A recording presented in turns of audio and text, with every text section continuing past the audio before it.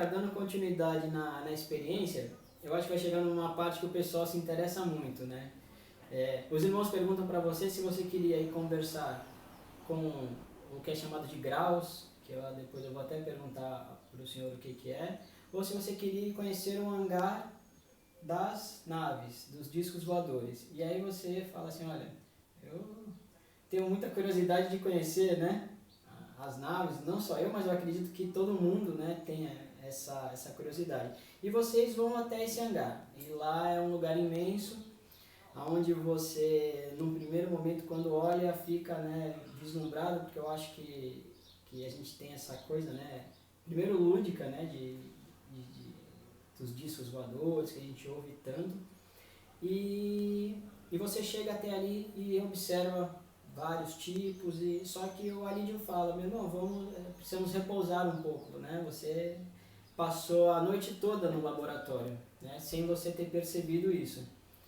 E vocês encontram um grupo de pessoas que estão ali, que devem ser trabalhadores ali dos hangares e tal, e vão fazer um lanche. E você é muito bem acolhido, o pessoal te trata muito bem, e vocês fazem um lanche ali. Essa tá na pergunta 36, essa. A pergunta que eu te faço, eu anotei algumas perguntas dessa mensagem porque é interessante a gente saber, né? Antes de falar das naves em si. Você sentiu a necessidade de se alimentar? Você teve fome em determinados momentos? A ideia que a gente tem é que o espírito não bebe água, não come, não tem as necessidades biológicas, né?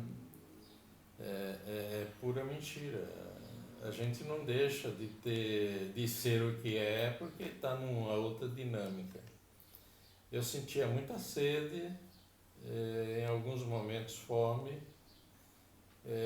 em alguns momentos a necessidade de dormir. Né? Então foi quando a vida me levou para um local onde havia um grupo muito alegre, mano. Eles são muito dados, você é um estranho que está chegando, é como se eles nos conhecessem há muito tempo, você logo faz parte do contexto deles. Aí trouxeram uma espécie de um sanduíche, eles até brincam, não é hambúrguer nem cachorro quente. É uma pasta feita de vegetais próprio daqui da Amazônia. Você pode comer à vontade. Na verdade, eu não sentia gosto de nada. É como se fosse um creme sem gosto nenhum. Mas que eu nem cheguei a comer o sanduíche inteiro, eu comi um pouco. Devido ao seu valor proteico, né, vitamínico, aquilo teve uma reação rápida e começou a me dar sono. Aí eu perguntei para o Alídio, o que acontece se eu dormir? Eu volto para o meu corpo? Ou eu posso descansar? Porque a minha preocupação era, porque a gente tem aquela ideia, se qualquer coisa que acontecer eu volto para o corpo. Ele falou assim, não, se você quiser descansar e tomar um banho, eu falei, mas o corpo astral superior toma banho? Eles deram risada, eles acharam muito estranho a minha pergunta, né? Ele falou assim, aqui, tudo que vocês fazem na Terra, nós fazemos exatamente a mesma coisa. Nós sentimos cansaço, nós precisamos nos alimentar. Nós estamos encarnados na quinta dimensão.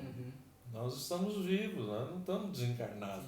E é até parece uma besteira eu falar disso, essas perguntas, mas a outra pergunta que eu anotei. Primeiro assim, você tinha bebido água lá, a água como aqui? E a outra, se você comeu, você teve necessidades fisiológicas? Porque se eles estão encarnados, eles se alimentam de alguma forma, por mais, digamos assim, energética que seja a alimentação, alguma coisa acontece.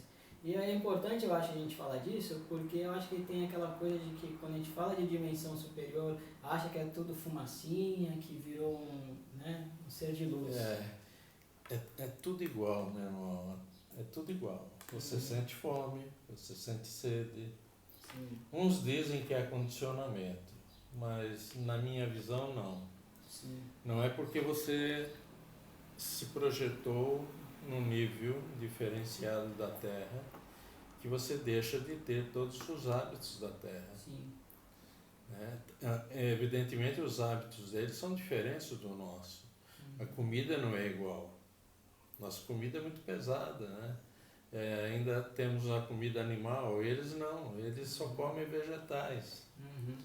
Alguns nem isso comem, eles tomam pílulas, né? Que satisfaz ele pro dia inteiro. Então, aqueles que ainda estão condicionados à alimentação, eles se alimentam. Então, quando eu comi um pedaço desse lanche, eu senti que a reação foi muito forte, começou a me dar um suador, como se eu estivesse tendo alguma reação física mesmo.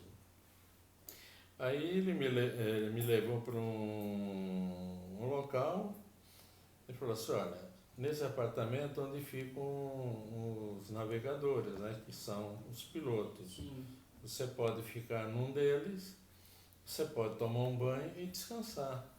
Se você quiser vestir uma roupa, tem uma roupa lá deles, se servir você pode usar.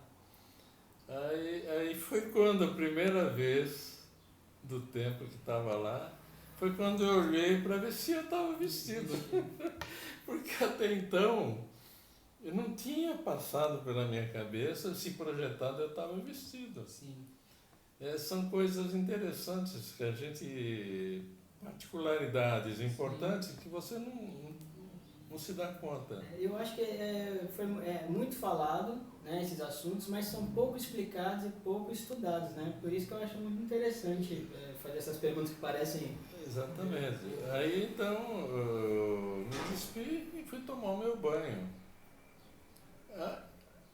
Na hora que eu abri, um jato de água potente, mas não me molhava. Ele batia e secava, batia e secava. Eu achei estranho, né? Aquilo, ele batia automaticamente e secava. Aí que bateu um sono mesmo pesado, né? Aí não precisava nem se enxugar, porque se a própria água bater, automaticamente secava. Aí eu me acomodei num canto, eu não tenho ideia de se foi minutos ou horas. Entendi. É só antes de dar essa cochilada, eu perguntei, o que vai acontecer comigo? Eu vou voltar ao meu corpo? A Lídia falou, não, fica tranquilo, o teu corpo mental superior está ancorado aqui. Ele só vai voltar para o sistema quando nós liberarmos ele daqui. Então você pode descansar tranquilo, teu corpo estará descansando ou trabalhando nas atividades normais lá, na Terra. Então foi o que fiz, eu precisava daquele cochilo para refazer, né? Aí depois ele me acordou, né? Não sei quanto tempo passou, eu pus o uniforme de navegador, como se eu fosse para algum lugar. Ele falou, bom, já que você está de uniforme, vamos visitar uma nave. Qual era a cor do uniforme, Sr. Ricardo? Era meio cor terra, assim, meia tipo camuflada, mas meia marrom, assim. Aí ele falou, aproveita que você já está paramentado, vamos visitar uma nave. Aí tinha vários tamanhos. Ele falou, vamos numa pequena, que é para 2, 3 pessoas, no máximo 4. Você vai entrar, vai ver, não toque em nada, né? Porque fatalmente eu ia mexer em tudo. Falou, não toque em nada, tudo que você quiser saber, você pergunta. E foi o que aconteceu. Estava tudo funcionando sozinho. Nós acabamos de entrar, ela ligou sozinha.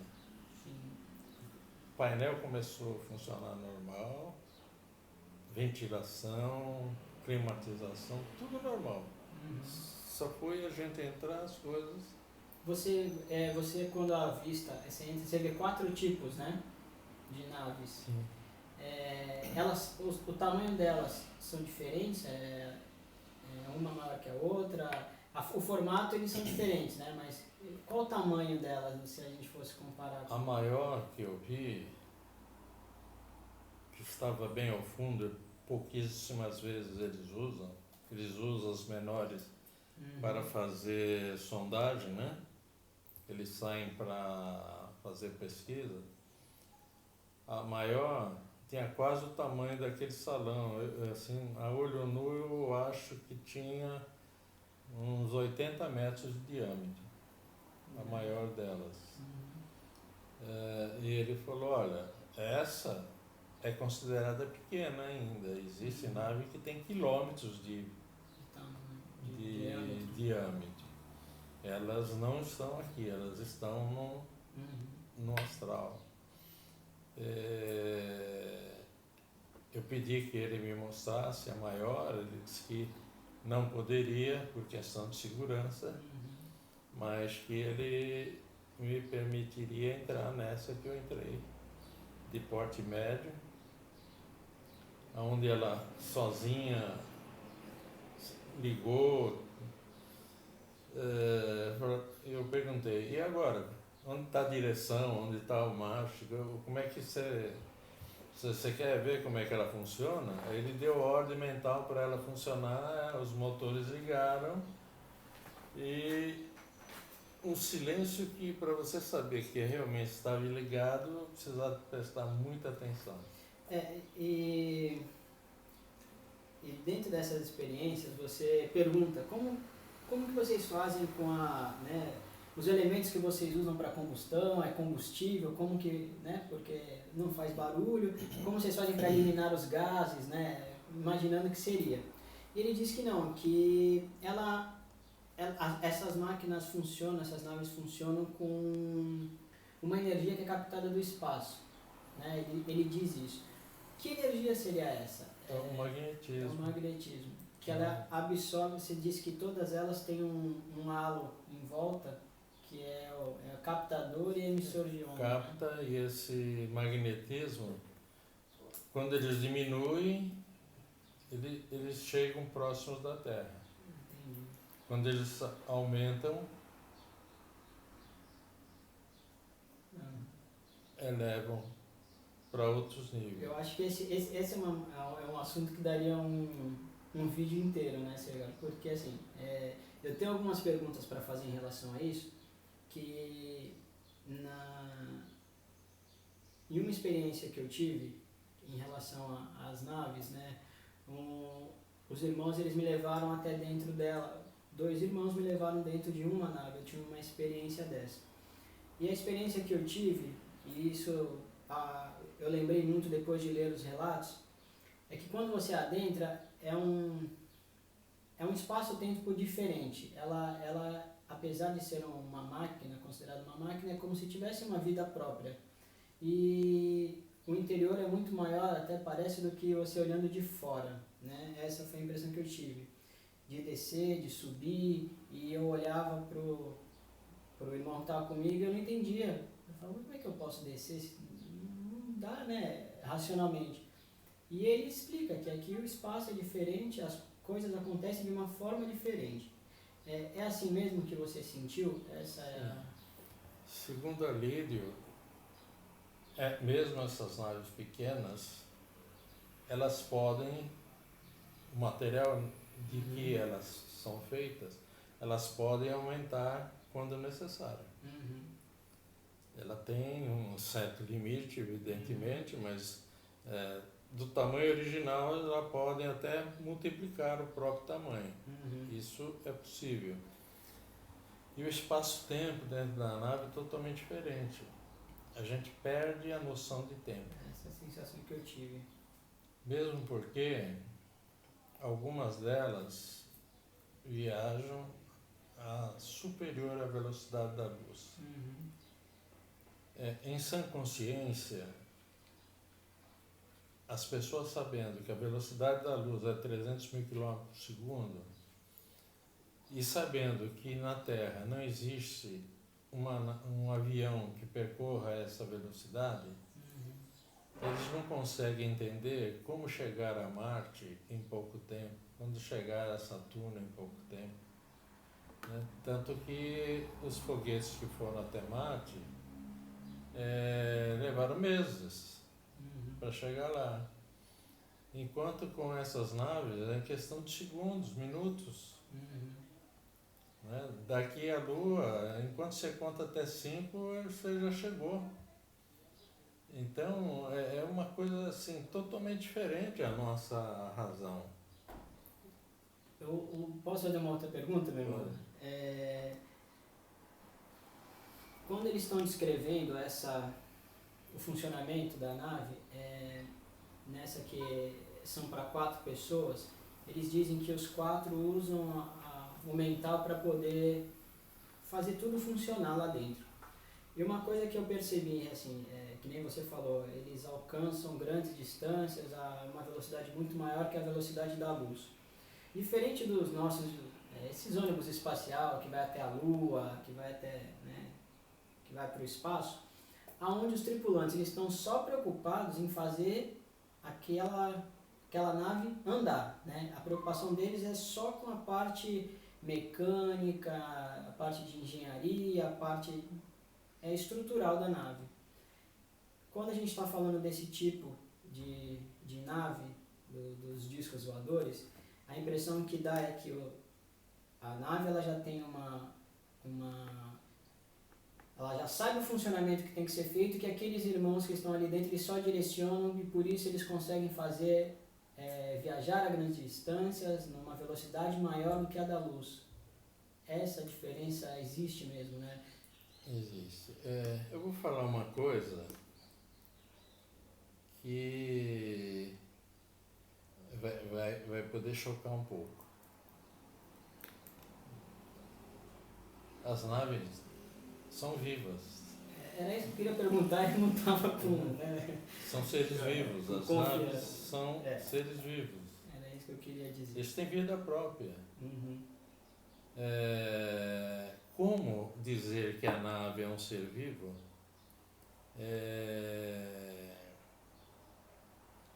Para o leigo. O material do que elas são feitas reagem naturalmente aos nossos pensamentos. Sim. Então, os nossos pensamentos lá dentro é como se nós, a partir do momento que você entra dentro de uma delas, é como se você fosse parte dela. Sim. É meio complexo de explicar. Eu vou fazer outra pergunta, meu irmão. Pensando nisso, realmente assim, foi o que eu entendi e tentei fazer nessa pergunta. A gente está falando de uma nave de tamanho pequeno. Se a gente pensar numa nave mãe, que pode ter o tamanho da Terra, né? Às vezes maior do que a Terra, e que ali dentro vivem milhões e talvez bilhões de espíritos.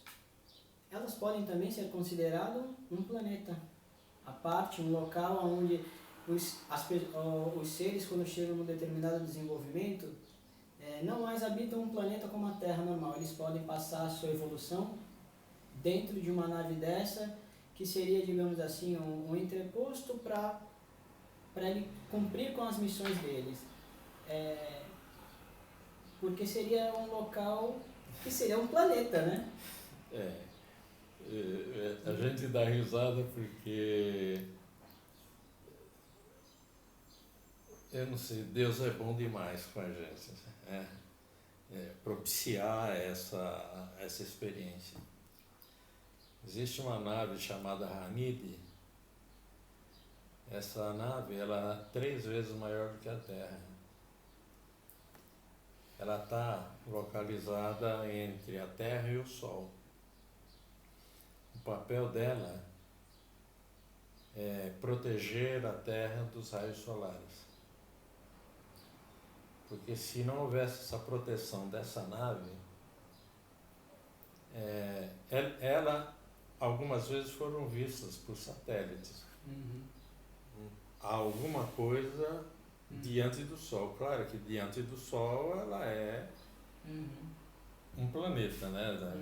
Se você pegar a Terra, diante do Sol a Terra não é nada. Sim. E ela é 3 vezes maior do que a Terra, é uma nave. Ela tem milhões, a tripulação é de milhões, tem pessoas que nasceram, viveram e estão lá até hoje. Tive contato com um deles, o nome é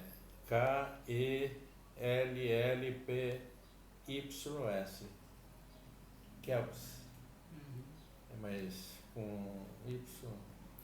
E quando ele disse o nome, a primeira coisa que eu pensei foi na pirâmide, né? Ele é um engenheiro de voo. Eu perguntei a idade para ele, ele falou assim, olha, se eu disser a tua idade, você vai me chamar de louco, se eu disser a minha idade. Hoje, eu estou com 832 anos. Ou seja, ele já tinha nascido dentro da nave, estava com 800 e poucos anos, provavelmente iria viver não se sabe quanto tempo. Aí eu perguntei, e se você por algum motivo sentir teu corpo enfraquecido, você morre? Ele falou, não, eu troco de corpo. Simples assim, como se trocasse de roupa, entendeu? Eu falei assim, não, a nossa tecnologia não exige a gente acasalar para poder ter um novo corpo. A minha pergunta não foi tão ruim assim, então, né, Sérgio? Não. Então, assim, pra gente encerrar esse vídeo, eu vou fazer uma pergunta para o senhor, que é a seguinte, que eu acho que vai levar até uma explicação maior, que na conversa com esses seres, por ser tudo muito diferente, a gente fica perguntando quando que nós teremos acesso a isso aqui na Terra, né? Apesar de já termos aqui nas cidades intraterrenas. E o Alídio fala quando o homem for um homem consciência, um homem cósmico, né? Quando o homem parar de pensar como um homem matéria. A pergunta que eu faço para você é: nós só vamos poder ser esse homem cósmico e ter acesso a tudo isso que devagarinho a humanidade está tendo quando a gente perder a síndrome de vira-lata, de achar que é sempre inferior, que é um ser humano que só errou, um ser humano que só cometeu falhas e que vai ter que sofrer muito para evoluir, que nós colocamos isso sobre nós e que eu percebi que não é verdade, que nós somos muito mais do que isso. E o que eu percebo é que esses irmãos estão tentando despertar esse homem cósmico em nós. Seria isso, meu irmão? É exatamente isso. Quando eu conversei com eles sobre essa questão, eles fizeram algumas perguntas para mim. Você sabe quantos irmãos você mata para poder se alimentar?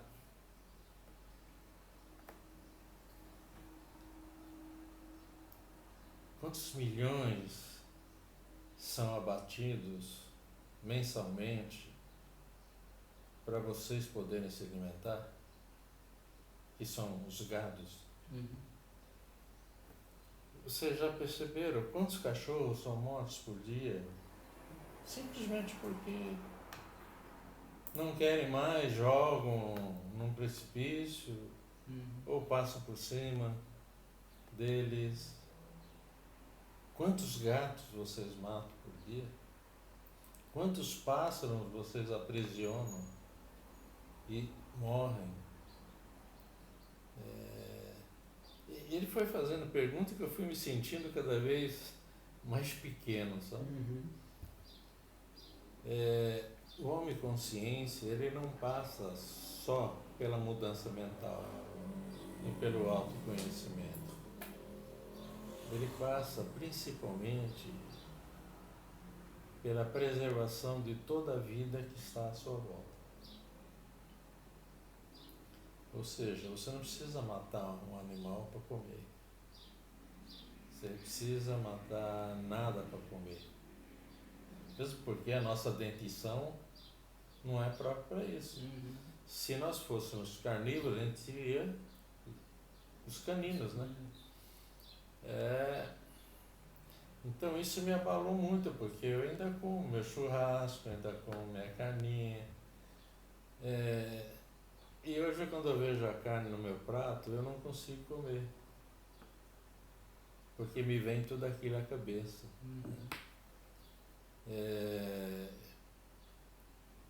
Então eu comecei, pouco a pouco, mudar a minha alimentação.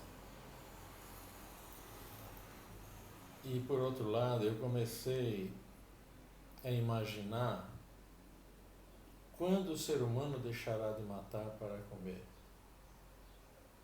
Não será tão cedo. Percebe? Então a única coisa que nós podemos fazer, eu faço a minha parte, eu tento fazer o melhor, você faz a tua parte, você tenta fazer o melhor. Se um dia a gente puder estar numa palestra para falar sobre isso, a gente vai vender o nosso peixe. Se vão acreditar ou não vão, também não importa. Mais cedo ou mais tarde eles vão descobrir sozinhos. Porque nós não temos mais tempo para fazer mudanças mágicas. Eu posso mudar, você pode mudar, eles podem mudarem. Mas será uma mudança lenta. Então, o homem, consciência, além do autoconhecimento que ele tem que absorver, passa necessariamente por mudanças de hábitos profundas. Segundo eles, nós poderíamos nos alimentar só de água. Só bebendo água. E eles dizem que a água tem tudo o que a gente precisa. A gente prefere beber Coca-Cola do que água. É só questão de hábitos. Sim. Então, vai demorar muito, meu irmão. Infelizmente vai. Mas o fato da gente já estar falando sobre isso já é um passo. Eu sei que tem muita gente achando que a gente pirou de vez. Eu sei que tem muita gente que fala, esse cara não tem coisa melhor para fazer, vou gravar de sábado. Eu sei que a crítica é mais fácil ser feita. Sim. Do que absorver e pôr em prática as coisas, entendeu? Mas, na minha opinião, acho que nós não devemos nos preocupar com isso. A gente tem que pôr o barco para rolar, falar dessas experiências que a gente tem vivido, custe o que custar, nós vamos continuar. Já tem aí muito material para ser colocado em xeque, né, para passar para os nossos irmãos. Enfim, tudo isso não está vindo de graça não, meu irmão. É um preço que nós vamos pagar. E esse preço é passar para frente. Eu tenho uma frase que eu gosto muito que é: não precisa acelerar, basta não parar, né? É um passo de cada vez. E eu só queria falar de uma mensagem que vai ter no próximo material que a gente vai trazer, e é uma mensagem que me marcou muito, que é o Ramal que passa para você, que ele diz que a característica mais marcante para um mestre, no discípulo, é a lealdade. E que as pessoas que buscam o desenvolvimento espiritual, que buscam o caminho da espiritualidade, do autodesenvolvimento, elas têm que ter lealdade com aquilo que elas se proporam a fazer. E eu acho que o principal caminho e o único caminho hoje é nós sermos leais àquilo que a gente acredita. Sim. Então, é algo que me marcou muito e que eu percebi que sempre funcionou para mim, que eu acho que funciona para você e para qualquer pessoa que esteja vendo a gente, que nós temos que ser leais àquilo que acreditamos, porque muitas vezes a gente acredita em algo, mas por qualquer motivo deixamos escapar. Né?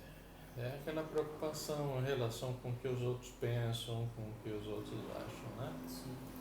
Mas a semeadura, ela é necessária e a colheita será feita. Vamos tentar fazer o nosso melhor dentro do possível e agradecer a Deus mais uma vez por tudo. Agradecer a Deus pelos nossos companheiros que estão do outro lado, que pacientemente nos ouvem e nos veem, que procurem pesquisar também outras fontes, evidentemente. Nossa intenção aqui não é sermos os únicos a falar sobre isso, mesmo porque não somos. Existem milhares de pessoas que passam por experiências semelhantes e por algum motivo não as colocam em prática. Então, mais uma vez, o meu agradecimento a todos vocês, que Deus os abençoe. Procurem confiar no cosmos, procurem confiar na vida, que estamos no caminho certo. É uma questão de fé e de perseverança no bem. Obrigado a todos. Obrigado.